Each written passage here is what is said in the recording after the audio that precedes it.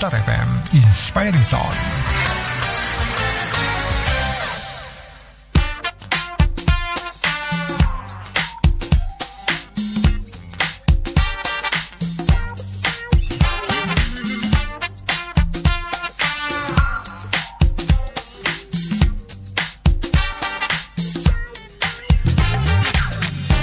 Dari Jalan Empang Haji 41 Yogyakarta, 101,3 Star FM Inspiring Sound. Halo, selamat siang Starlovers. Hey, apa kabar Anda? Hari ini semoga dalam keadaan yang sehat ya. Sudah makan siang, after lunch, jadi kita bakalan seru-seruan 1 jam ke depan di Bincang Spesial. Dan kali ini temanya cukup menarik ya, karena kita bersama dengan Rumah Sakit Pratama Yogyakarta. Starlovers, kalau berbicara soal tema siang kali ini merupakan salah satu sesuatu yang harus dibicarakan karena berkaitan sama kanker. Yes banget, kalau berbicara soal kanker, Starlovers ini merupakan penyebab utama kematian di seluruh dunia. Dan hampir 10 juta kematian terjadi pada tahun 2020. Ini menurut data dari Kementerian Kesehatan Republik Indonesia pada tahun 2022. Angka kematian penyakit kanker di Indonesia adalah 136 orang dari 100.000 penduduk atau berada pada urutan ke-8 di Asia Tenggara. Ini dari segi jenisnya juga kanker payudara merupakan kanker yang paling banyak ditemukan di dunia seperti halnya di Indonesia juga. Terus meskipun terdapat kemajuan dalam penanganan kanker di Indonesia, ternyata nih, Starlovers masih banyak juga masyarakat yang belum bisa mengakses atau mendapatkan layanan kanker yang layak sehingga menyebabkan banyaknya kematian karena kanker. Untuk itulah pada tahun 2000 ini Hari Kanker Sedunia jatuh pada hari kemarin ya, 4 Februari. Ini dalam konferensi tingkat tinggi atau KTT untuk melawan kanker. Seperti apakah solusi kanker di Indonesia? Kita akan simak obrolan menarik kita bersama dengan Rumah Sakit Pratama Yogyakarta. Hadir di tengah-tengah kita ada beliau, Dr. Gunawan Wisnubroto, spesialis bedah. Beliau ada dokter spesialis bedah umum dari Rumah Sakit Pratama Yogyakarta, dan juga Mbak Novia. Beliau ada promosi kesehatan Rumah Sakit Pratama. Selamat siang, dokter. Apa kabar? Ya, selamat siang, Mas Iwan ya. Baik, selalu sehat ya, Dok ya? Alhamdulillah. Alhamdulillah sehat. Mbak Novia juga apa kabar, Mbak? Selamat siang. Baik. Kabar baik ya. Baik, kita akan berbicara terkait dengan satu penyakit yang ini paling banyak ditakuti nih sebenarnya, kanker payudara. Apalagi nggak hanya ibu-ibu, nggak hanya perempuan saja, ternyata laki-laki juga bisa mendapatkan atau mengidap penyakit kanker payudara seperti itu, dokter ya. Baik, kalau Dokter Gunawan, kalau berbicara soal yang namanya kanker payudara ini, boleh dijelaskan definisi terkait dengan kanker payudara? Oke. Baik, untuk kanker payudara itu sendiri ya, per definisinya adalah kanker yang terjadi pada jaringan payudara, bisa dari jaringan ikatnya ataupun dari jaringan misalnya jaringan susunya ya, penghasil susu. Jadi payudara itu terdiri atas jaringan ikat dan juga jaringan penghasil susu. Nah, disitulah dimana apabila terjadi pertumbuhan yang berlebih, maka dia akan menyebabkan yang dinamakan kanker. Sebenarnya tidak semua benjolan di payudara itu adalah kanker. Paling sering yang kita temukan di klinis memang adalah suatu benjolan yang jinak ya, biasa ditemukan pada remaja muda ya, sampai umur-umur yang premenopause atau belum menopause. Nah, kalau ya bertepatan dengan Hari Kanker ini, sebenarnya kita bertujuan untuk mengedukasi ya, untuk lebih membuat masyarakat lebih aware dan lebih peduli akan kanker. Jadi secara per definisi memang kanker payudara itu adalah kanker yang terjadi pada payudara, dan itu tidak hanya eksklusif pada perempuan, laki-laki juga bisa kena kanker payudara. Nah, kalau bisa dibilang nih terkait dengan kanker tadi, untuk stadium berapa sampai dengan seorang pasien itu dinyatakan bahwa dia mengidap kanker yang parah nih, Dok? Iya, memang kalau yang stadiumnya memang ada stadium 1, 2, 3, dan 4. Jadi kalau yang dikatakan kanker payudara yang sudah parah itu adalah yang stadium 3B ke atas ya. Jadi stadium 3 ke atas. Nah, kalau mengenai statistikanya ya, jadi kalau stadium 1 itu untuk yang dinamakan harapan hidup selama 5 tahun ke depan itu bisa 90 sampai 95%. Kemudian apabila kanker itu ditemukan dan diobati pada stadium 2, itu harapan hidupnya bisa dalam 5 tahun 70-75%. Dan semakin menurun kalau dia ditemukan pada stadium 3, yaitu harapan hidupnya untuk 5 tahun ke depan itu dengan pengobatan yang maksimal itu 10-25%. Nah, kalau sudah stadium 4, ya biasanya dia 5% itu sudah bagus sekali untuk harapan hidup selama 5 tahunnya. Kira-kira seperti itu. Oke, ini baru kisi-kisi awal sudah agak ngeri ya. Boleh untuk ada Stalkers yang ingin bergabung, line WhatsApp kami buka di 0818621013 ya. Sekali lagi di 0818621013. Tadi artinya bahwa ketika seorang pasien sudah mengidap kanker dari stadium 1 sampai dengan stadium 4. Nah, mulai ketahuannya itu ketika seorang pasien bagaimana, Dok? Kayak misalnya saya sendiri nggak pernah meraba saya kena atau enggak sih. Nah, takutnya ketika sudah besok-besok udah stadiumnya agak tinggi kayak gitu. Ya, jadi memang yang kita takutkan. Jadi kadang itu ditemukan suatu benjolan di payudara itu tidak sengaja. Mungkin saat habis mandi ya, mungkin waktu memakai bra atau tidak sengaja kesenggol temannya segala macam.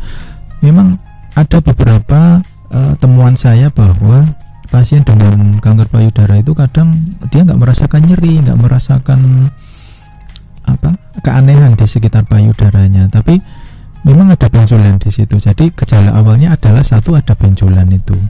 Ya, entah nyeri, entah tidak, biasanya ada benjolan. Kemudian dari luar kelihatan seperti pori-porinya seperti kulit jeruk ya, atau kalau bahasa Perancisnya peau d'orange ya. Jadi seperti kulit jeruk itu, melebar dia pori-porinya. Kemudian kalau sudah stadium tahap akhir biasanya disertai kemerahan atau benjolannya tidak bisa digerakkan. Jadi 3 ini bisa dilakukan screening sendiri ya, namanya sadari ya, pemeriksaan payudara sendiri. Nah, itu dilakukan sebaiknya setiap minggu ya, setiap minggu diraba sendiri di ketiak, kemudian di payudara ya, bisa dengan meraba sendiri ya, diraba dengan 2 jari, kemudian atas bawah, kemudian sirkuler. Jika ada benjolan yang mencurigakan segera periksa saja. Sadari tadi ya. Iya. Kepanjangannya? Periksa payudara sendiri. Periksa payudara sendiri. Ada step by stepnya, Dok? Ada. Itu nanti silakan banyak di internet ya, bisa dicari prosedurnya seperti apa. Tapi intinya diraba. Oke, antara perempuan dan juga laki-laki sama ya? Sama aja. Ya. Baik. Ini kalau berbicara soal yang namanya sel kanker sendiri kan ada sel kanker yang invasif dan juga non-invasif seperti itu. Nah, kalau perbedaan dari keduanya kan sudah jelas terkait dengan penyebarannya. Nah, kalau yang invasif sendiri itu bisa dikatakan proses kesembuhannya berapa persen, Dok? Ya ini tadi yang sebenarnya kalau bicara mengenai jenis invasif atau non-invasif itu, ini invasif sendiri itu banyak sekali jenisnya ya. Tapi kalau boleh saya kategorikan, yang terparah itu adalah yang namanya kanker payudara triple negatif. Artinya dia tidak respon terhadap hormon. Ini adalah jenis kanker payudara yang sukar disembuhkan, invasif dan biasanya cepat sekali menyebarnya. Nah, kemudian kalau yang non invasif ya selain itu yang biasanya respon dengan pengobatan hormonal itu. Nah, untuk mengenai harapan hidup memang ya ini tadi yang dari awal saya sampaikan tadi bahwa kalau sudah stadium 4 memang susah sekali ya, 5%. Dan ya tragisnya memang masyarakat datang berobat ke dokter bedah umum untuk melakukan pemeriksaan, sadar bahwa ada benjolan di payudara yang ternyata kanker, itu sudah stadium 3 biasanya. Jadi bisa dibayangkan itu harapannya 10-25% untuk 5 tahun ke depan. Ya memang cukup menakutkan, tapi sebenarnya ya saya selalu memotivasi ya bahwa pasien dengan stadium 3 pun ada yang sembuh total gitu. Jadi yang penting semangat gitu, untuk menjalani pengobatan dari awal sampai akhir. Itu tadi intinya harus semangat pada diri sendiri bahwa ini sembuh kayak gitu ya. Oke, baiklah. Dokter, ketika kita berbicara soal yang namanya kanker payudara ini, faktor resiko yang terjadi itu apa aja, Dokter? Jadi kanker secara umum faktor resikonya banyak ya. Jadi kita kalau khusus untuk kanker payudara ini sendiri memang ada faktor usia di situ. Jadi ada faktor resiko yang bisa kita ubah dan tidak bisa kita ubah. Kalau yang tidak bisa kita ubah misalnya jenis kelamin, ya paling sering memang pada perempuan, ya. Kemudian usia, biasanya pada wanita postmenopause itu banyak kasus kanker payudara. Tapi sekarang yang kita prihatinkan juga bahwa semakin muda semakin banyak juga yang terkena. Paling muda saya pernah dapat 17 tahun kanker payudara perempuan, ya. Nah ini kenapa? Ya mungkin dikaitkan dengan gaya hidup juga, ya. Obesitas, kegemukan. Memang kegemukan ini menjadi satu faktor yang sangat bisa kita modifikasi, di mana pada 2001 baru kita ketahui bahwa kegemukan ini menjadi salah satu penyebab terjadinya kanker gitu. Jadi faktor risikonya itu tadi ya, yang bisa dimodifikasi dan tidak bisa dimodifikasi. Kemudian masalah menyusui juga itu sangat mempengaruhi. Jadi pada ibu-ibu yang menyusui itu akan menurunkan risiko kanker payudara. Jadi ya ini yang menjadi gerakan di UK atau di Inggris untuk menurunkan angka kejadian kanker payudara itu adalah bagaimana mempromosikan menyusui dan melahirkan, ya, karena biasanya di Eropa Barat child free, ya. Jadi ini suatu masalah tersendiri. Oke. Tadi sempat dijelaskan bahwa berat badan menjadi salah satu penyebab juga, ya. Itu potensinya besar juga, Dok, untuk berat badan itu. Iya, sangat besar, ya, sangat besar. Jadi interaksi antara hormon ini kan kanker payudara ini ya tadi saya sebutkan, ya, ada yang respon hormon, ada yang tidak respon. Tapi intinya adalah terjadinya sel kanker itu adalah karena pada orang obesitas itu karena hormon yang berlebih. Jadi awalnya biasanya orang yang obesitas itu insulinnya berlebih, ya, mengalami hiperinsulinemia, sehingga terjadi peningkatan namanya hormon insulin growth factor. Nah, insulin growth factor ini dia menyebabkan sel-sel normal menjadi sel-sel kanker. Jadi tumbuh luar biasa. Nah, inilah sangat pengaruh yang sangat luar biasa. Ya, makanya ya kenapa baru saja ditemukan, ya karena mungkin ini tadi, ya, sangat pengaruhnya sangat besar sekali. Oke. Ini kalau berbicara soal yang namanya pola hidup sehat juga Mas Purnawi tadi, ya. Kalau berbicara soal zaman sekarang nih Gen Z kayak gitu, apa-apa dipermudah nih, ketika mau jajan boleh sembarangan bisa. Itu juga bisa mempengaruhi, Dok. Iya. Jadi banyak yang concern dengan hal ini, ya, dengan gaya hidup memang jadi misalnya ada orang-orang tertentu yang imun dengan kanker. Jadi kalau kita baca populasi penduduk Laron di Ekuador itu orangnya imun terhadap kanker. Kenapa? Karena dia tidak ada namanya reseptor atau penerima hormon insulinnya. Jadi insulin ini sebenarnya pisau bermata dua. Dia mengatur kadar gula kita, tapi kalau berlebih dia juga bisa menyebabkan kanker. Nah, dari manakah kanker itu, dari hubungan kanker dan insulin ini? Ya kalau kita tiap berapa jam makan terus, ya, tidak lapar pun kita makan terus, makanya insulin akan naik terus.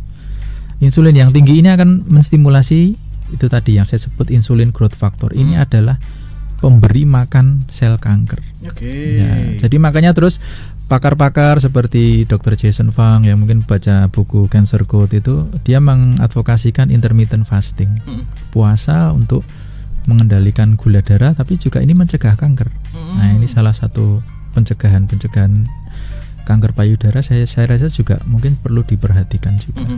Jadi artinya bahwa ketika insulin naik, gula darah naik, itu juga berhubungan langsung sama kanker atau sel kanker kayak gitu. Iya. Oke. Sangat berhubungan. Baik. Itu tadi kita ngobrolin soal perempuan, lebih banyak ke perempuan terkait dengan ibu menyusui atau obesitas pun bisa terjadi sama laki-laki. Nah, kalau untuk laki-laki sendiri faktor yang lain selain berat badan apa nih, Dok? Iya, nomor 1 merokok. Nomor 1 merokok, ya. Jadi memang kanker saya selama menjadi dokter bedah itu baru menemukan satu pasien laki-laki dengan kanker payudara itu.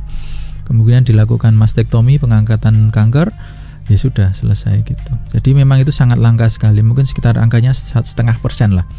Faktor resikonya ya secara general memang itu tadi ya, merokok, kemudian gen itu misalnya memang dasarnya ada turunan gen kanker ya, seperti kayak mungkin yang terkenal tuh Angelina Jolie ya, yang dia screening periksa gen, ternyata dia punya gitu gen namanya gen BRCA1.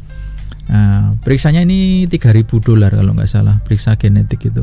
Kemudian karena dia ada itu, diberitahu resikonya, akhirnya walaupun tidak ada kanker payudara, dia putuskan diangkat payudaranya. Nah itu seperti itu adalah apa ya? Menurut saya ya se ekstrim itu, karena mungkin sudah maju ya di Amerika untuk pemeriksaan genetis sehingga kita bisa mengetahui lebih dini. Oke. Tadi terkait dengan faktor risiko. Kalau gejala nih dok, orang kan pasti akan berpikir nih ketika saya mau screening, apa sih gejala yang terjadi? Padahal kalau berbicara soal stadium dini penyakit kanker itu kan apa ya, tidak menunjukkan gejala-gejala tertentu nih. Boleh dijelaskan dokter? Oke. Ya kalau secara umum kalau untuk screening memang tidak bisa kemudian terus kita bilang bahwa semua umur bisa kita screening. Memang untuk screening itu kadang lebih kita spesifikkan. Cuma untuk wanita yang berusia 30 tahun ke atas ya disarankan untuk melakukan setidaknya mamografi sekali seumur hidup di usia itu. Kemudian untuk wanita postmenopausal umur 50 sampai 71 tahun itu sebaiknya tiap 3 tahun sekali melakukan mamografi namanya. Mamografi itu apa ya? Tujuannya untuk mengetahui anatomi dari payudara, apakah ada sel-sel yang mencurigakan. Jadi nanti ini payudaranya seperti digencet gitu, kemudian dirongsen seperti itu ya. Jadi memang kalau mamografi memang biasanya adanya di rumah sakit yang tipe B ya. Untuk kita sendiri tipe D kita belum punya. Cuma memang yang bisa kita lakukan adalah pemeriksaan fisik kemudian USG. Itu saya kira sudah cukup untuk screening gitu ya.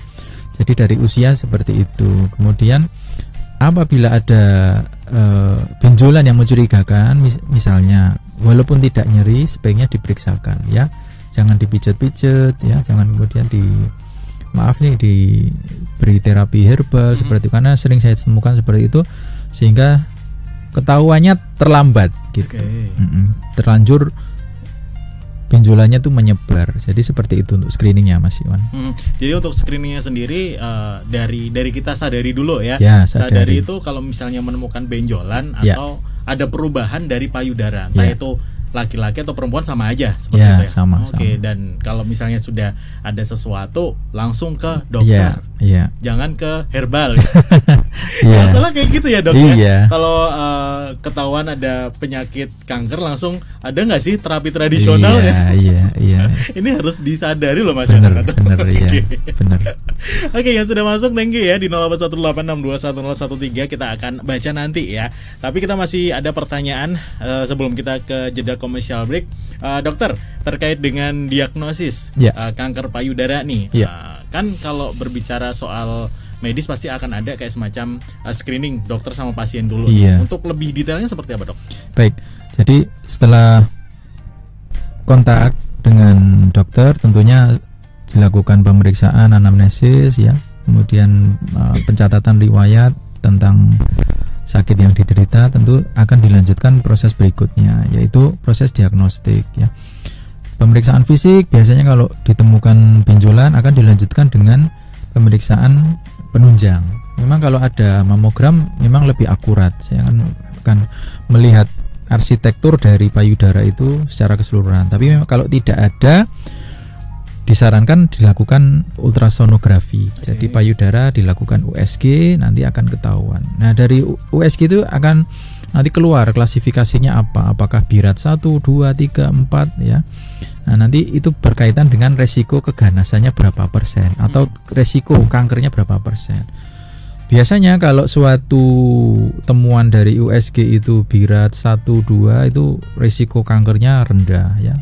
Biasanya terus benjolannya itu suatu benjolan yang sering kita sebut FAM ya, atau fibroadenoma mama. Ini sering terjadi pada perempuan muda. Nah itu. Tapi kalau sudah BIRATS 3 ke atas, nah ini kita harus waspada. Ini apakah suatu kanker. Tapi walaupun demikian, tetap pembuktiannya adalah nanti dilakukan operasi eksisi biopsi namanya. Jadi diiris kecil di atas tumor atau di dekat tumor, kemudian benjolannya diambil, kemudian dijahit.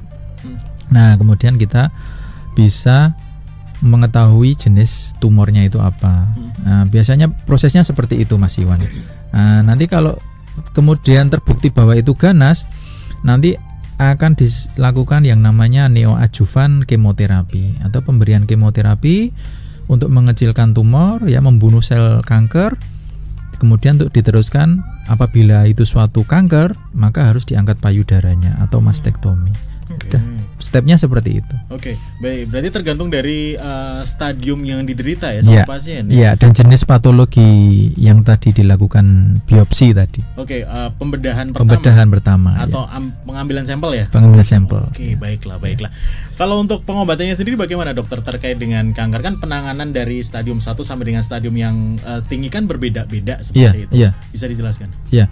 Kalau ini tadi setelah dilakukan pengambilan sampel itu, maka akan dilakukan namanya imunohistokimia. Jadi sampel yang didapat tadi di gelas preparat itu akan diwarnai untuk tahu jenis kankernya apa. Nah, nanti ini akan pengobatannya akan diberikan kemoterapi. Kemoterapi itu apa? Ya, kemo itu kimia, ya, terapi dengan obat-obat kimia ya.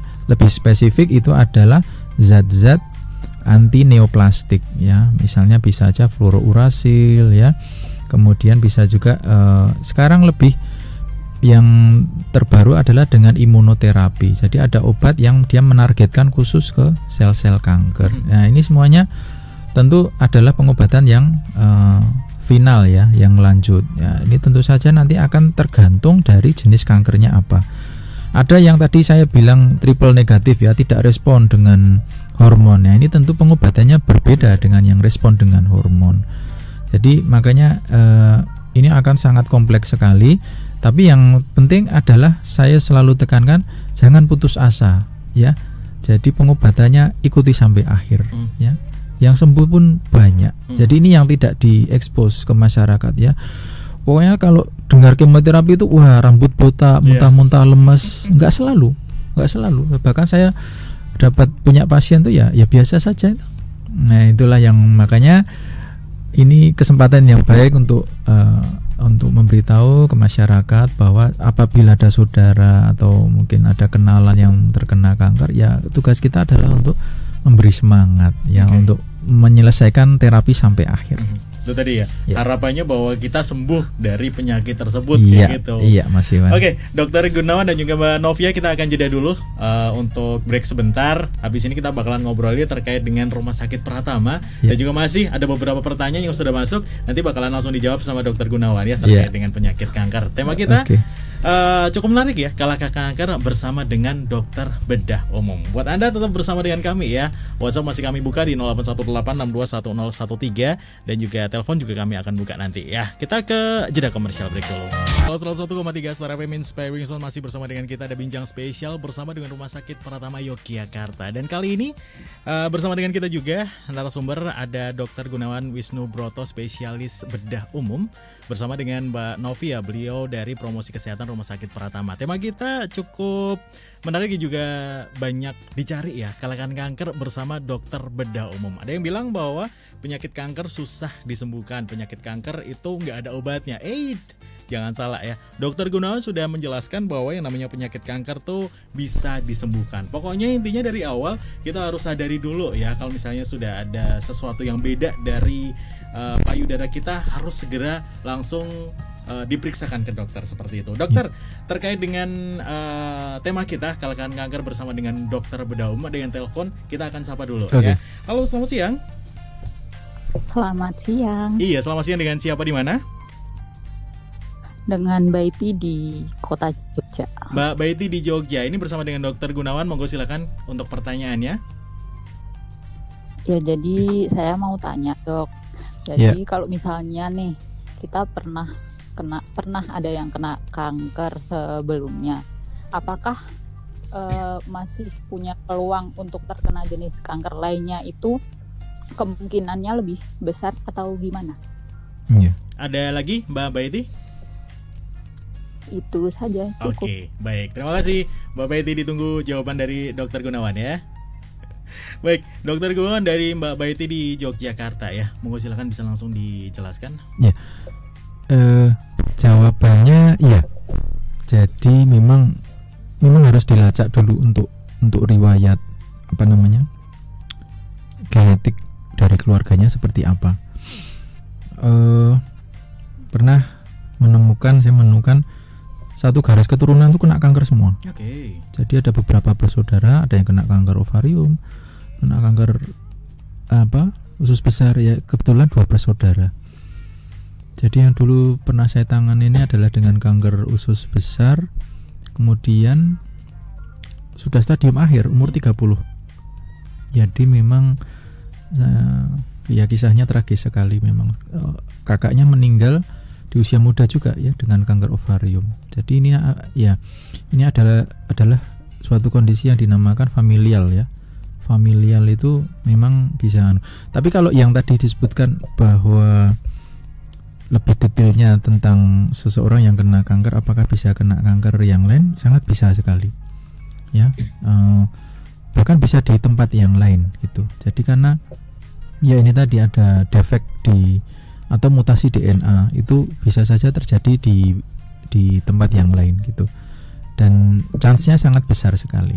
Jadi makanya kenapa kok pasien-pasien yang kanker yang sudah sembuh kadang itu dilakukan screening lagi tiap beberapa bulan untuk dicek apakah bersih, nggak cuma di lokasi kanker awalnya tapi juga di tempat lain. Oke, keseluruhan ya dok? Iya, jadi memang prosesnya seperti itu. Jadi kita adalah memastikan bahwa tidak terjadi rekurensi baik itu dari kanker yang awal ataupun kanker jenis yang lain. Seperti itu. Oke, tadi Mbak Baiti di Jogja ya. Kalau misalnya menemui kejanggalan boleh langsung periksa ke dokter terdekat ya. Dari Mbak Nindya, halo selamat siang. Jenis kanker yang paling banyak ditemui dan apakah gaya hidup jadi bagian utama penyebab tersebut? Silakan dokter. Ya, kalau jenis kanker yang di bidang bedah umum yang paling sering ditemui adalah kanker usus besar dan kanker payudara. Ya, kalau ya tadi berkaitan dengan gaya hidup, ya. Jadi memang mungkin yang sangat belum kita terlalu care mungkin ultraviolet juga. Ini juga sangat mempengaruhi, sehingga kalau dirunut sebenarnya ya banyak sekali yang harus kita cegah ya, misalnya paparan ultraviolet dengan sunscreen segala macam ya. Ini mungkin belum menjadi suatu perhatian untuk pencegahan. Tapi memang sebaiknya kalau ada riwayat keluarga menderita kanker, sebaiknya kita harus prevensi. Sekarang juga sedang trending mengenai suplementasi vitamin D. Ya, dipercaya untuk bisa mencegah terjadinya kanker walaupun belum konklusif. Kemudian masalah konsumsi makanan yang berlebih, obesitas itu juga sedang trending. Makanya sekarang banyak juga gerakan-gerakan seperti intermittent fasting dan sebagainya. Itu memang secara metabolik sangat mengurangi resiko untuk terjadinya kanker. Nah, jadi kalau yang sering terjadi itu adalah kanker usus besar, kemudian kanker payudara, ya.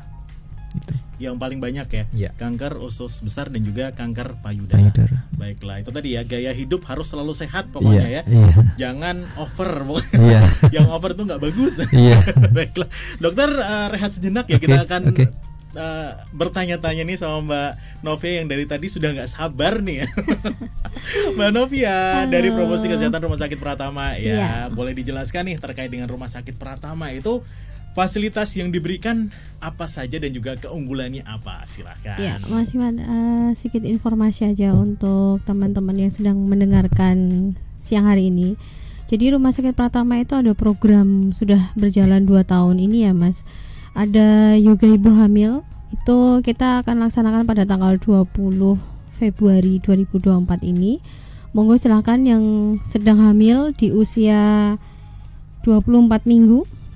Ada persyaratannya ya, saya sebutkan sedikit persyaratannya: hasil USG kehamilan baik, kemudian usia kehamilannya minimal 24 minggu, dalam keadaan sehat, riwayat kehamilan sebelumnya baik, berdasarkan hasil pemeriksaan dokter dan bidan tidak ada masalah sama sekali.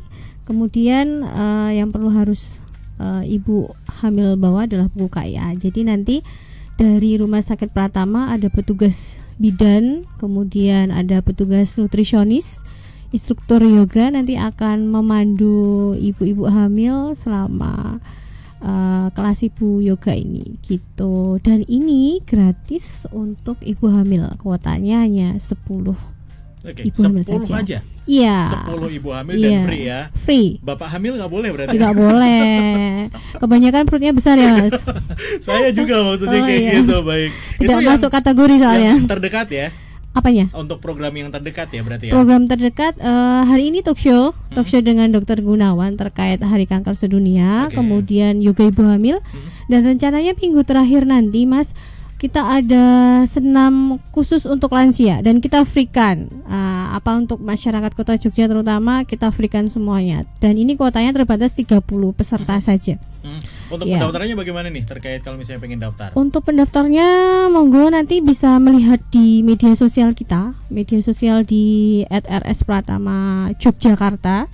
Itu di media sosial IG, kemudian Twitter dan Facebook. Atau bisa menghubungi di kontak person di 0821 2341 6868. Jadi nanti layanan informasi akan mengarahkan ke bagian panitianya gitu.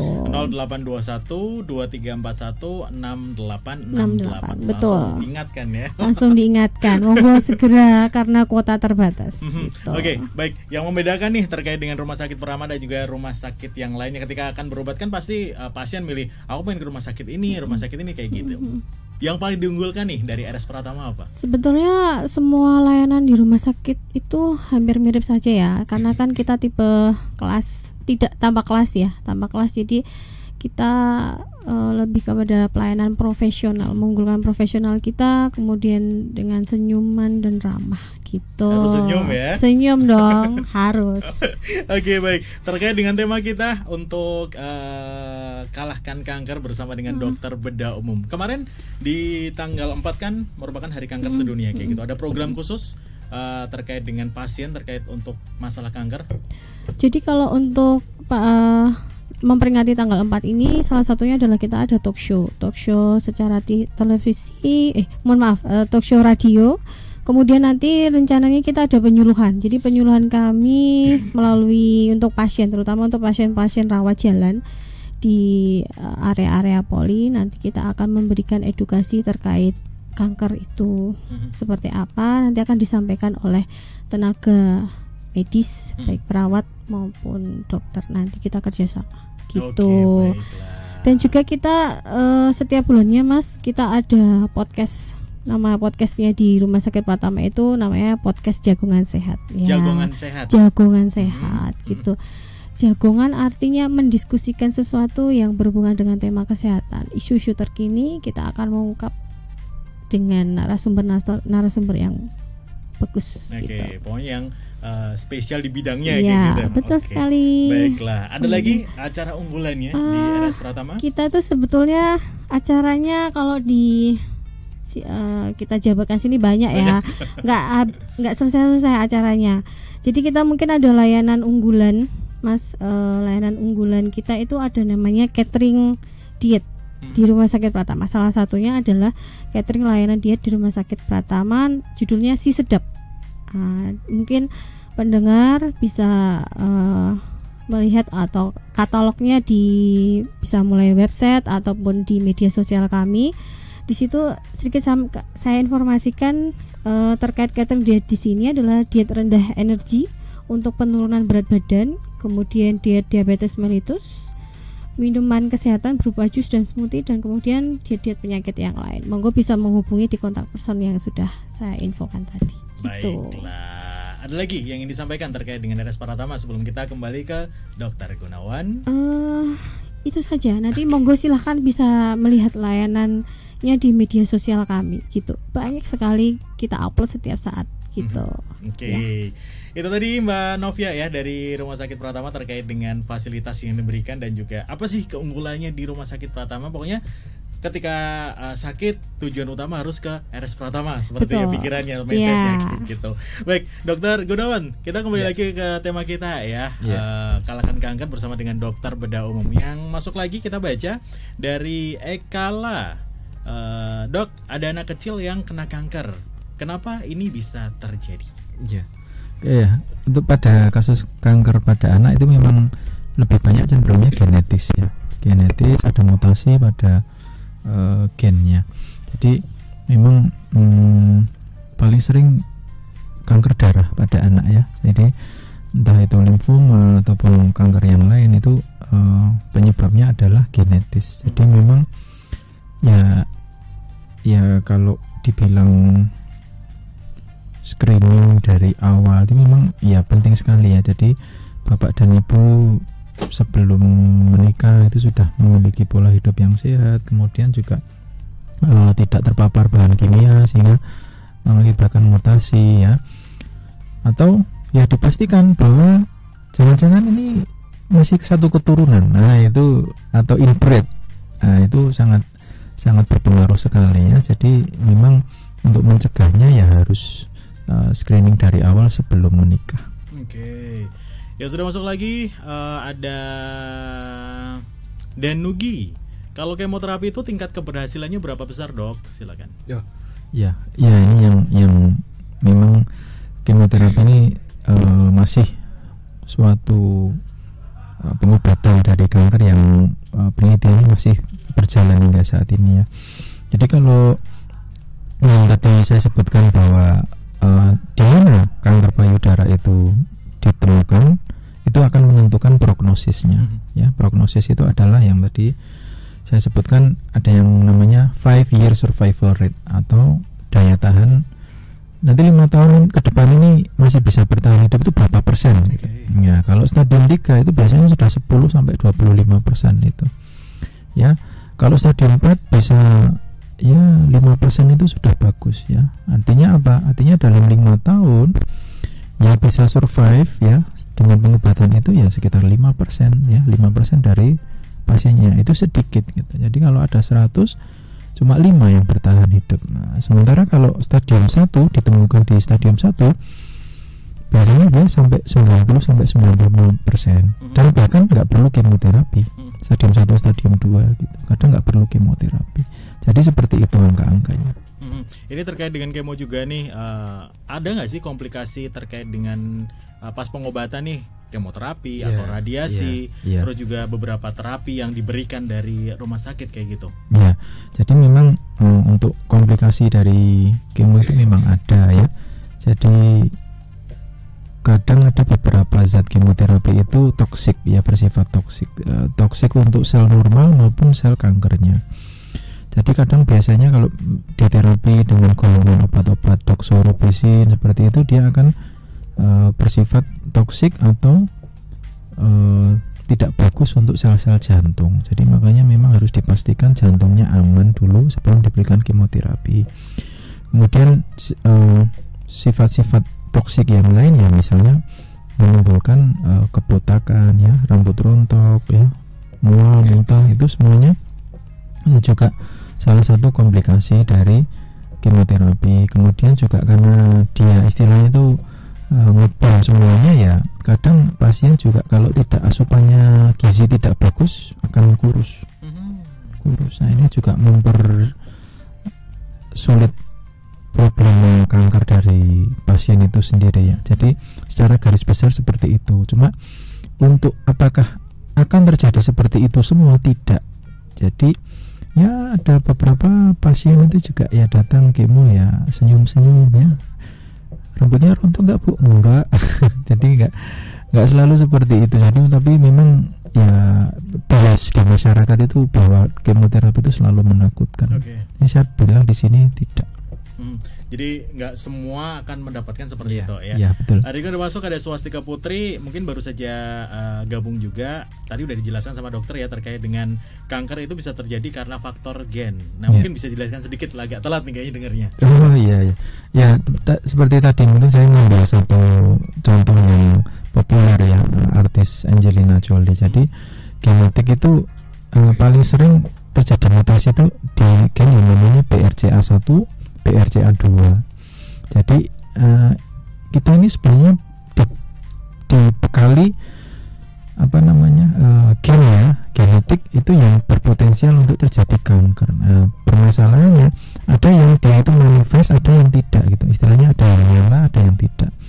Nah, kebetulan pada kasusnya artis ini tadi Angelina Jolie, dia manifest gitu bahwa dia ditemukan ini. Kenapa kita bisa tahu bahwa gen ini menyebabkan kanker? Ya ini memang penelitian yang lama gitu. Jadi kita tinggal ya istilahnya dikasih tahu ini loh, kalau gen ini menyebabkan kanker, gen ini menyebabkan kanker. Maka ketika ditemukan itu, ya memang langkah logis selanjutnya adalah bahwa orang tersebut berisiko kanker. Maka pengambilan keputusannya adalah sampai se ekstrim pengambilan payudara. Itu. Jadi memang kita belum punya untuk deteksi gen seperti ini ya, dan belum luas gitu ya. Karena biayanya mahal sekali periksa $3.000, berarti 45 juta itu baru periksa loh itu. Ada juga Insan di Wates. Halo, apa kabar Ihsan? Mau tanya, kalau misalnya cek kesehatan yang seperti cek gen di luar negeri seperti yang dibilang dokter Gunawan tadi, di Jogja sudah ada belum? Atau mungkin ada cara lain untuk mengecek kesehatannya? Belum ada. Ya kita berdoa yang kenceng ya, mudah-mudahan tidak kena kanker. Oke. Emang belum ada ya? Atau ada cara yang lain, atau yang bisa dibilang satu garis dengan cara yang sama kayak gitu? Untuk itu Memang belum ada. Jadi kalau gen itu kan mikro ya. Kita baru levelnya itu makro saja. Jadi dari USG, mamografi, kemudian eksisi, biopsi seperti itu. Tapi kalau untuk melihat sampai itu saya kira belum, karena ya terkendala biaya itu tadi. Oke, baiklah. Dokter, ini kalau berbicara soal pencegahan kanker payudara, ini yang mungkin orang awam agak sulit atau susah mendapatkannya. Kalau misalnya kita mendapatkan penyakit seperti itu, mungkin akan diedukasi kayak gitu ya. Kalau yang belum kan akan awam nih ya, nggak ngerti pencegahannya bagaimana. Bisa dijelaskan Mas? Ya, kalau prevensi secara umum ya, tadi saya sudah menyebutkan ada faktor risiko yang bisa kita ubah, unmodified, kemudian ada yang modified. Ya, yang bisa kita ubah ya, misalnya satu pola makan ya, gaya hidup bersih dan sehat, kemudian stres ya, itu sangat berpengaruh sekali.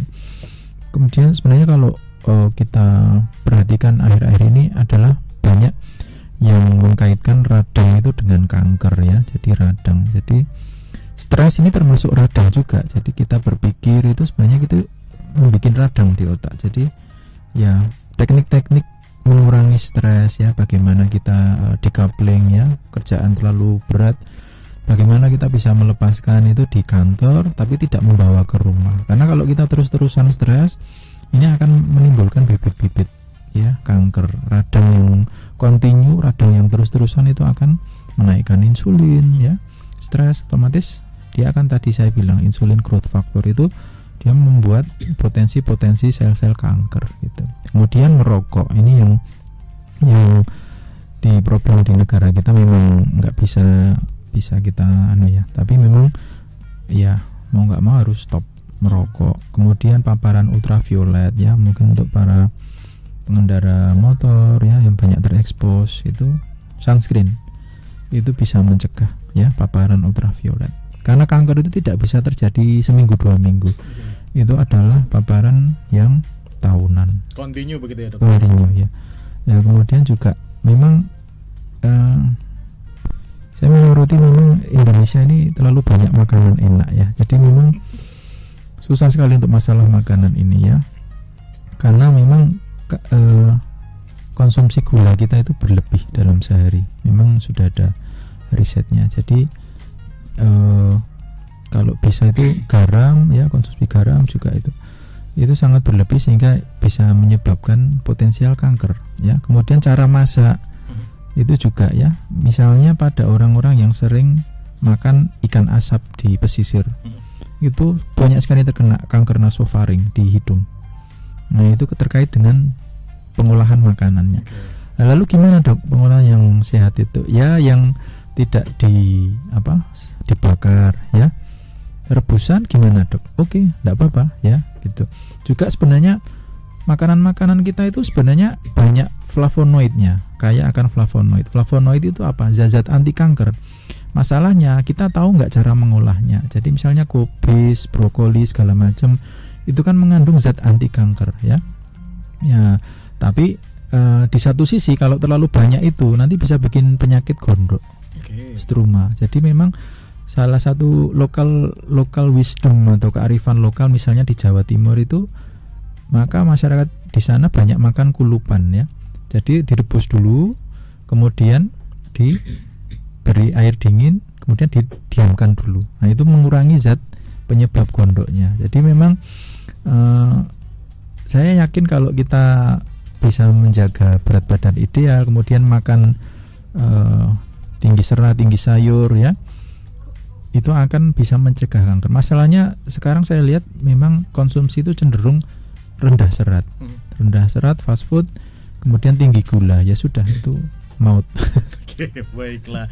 Kita di sini pokoknya kalau misalnya ada sesuatu yang berbeda di tubuh kita, apalagi di payudara, langsung konsultasi dengan dokter seperti itu ya. Baik Dokter Gunawan, terima kasih atas kebersamaannya nih. Sama-sama Mas Iwan. Masih banyak pertanyaan yang belum tersampaikan cuma karena waktu yang membatasi dokter Oke, mungkin lain kali. Di lain kesempatan bisa ngobrol dengan tema yang berbeda dokter ya. Baik.